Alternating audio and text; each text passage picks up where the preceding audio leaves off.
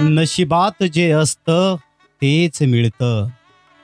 नशिबात जे असतं तेच मिळतं. आपल्या हातात फक्त प्रयत्न करणंच असतं.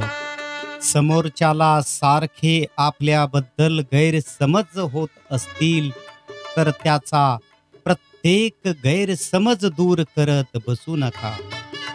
एकदा दोनदा समजून घ्या.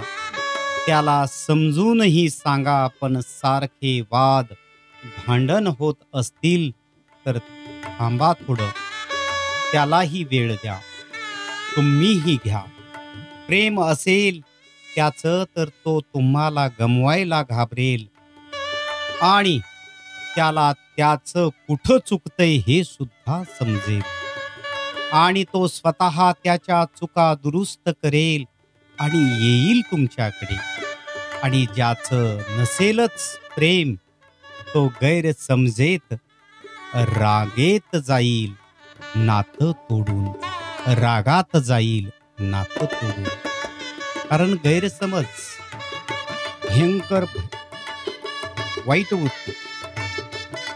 कारण आज गैरसमजामुळे कित्येक जणांचे संसार उठलेले आहेत आणि हे गैरसमज निर्माण करून देणारे घरातील असतील, आपण जिथं नोकरी करतो तिथले असतील किंवा आणखी कुणीही शेजारी पाजारी असतील. ठीक आहे, पण आपण एखाद्याबद्दल किती मनात गैरसमज निर्माण करून घ्यायचा. कुठंतरी त्याची शहनिशा झाली पाहिजे.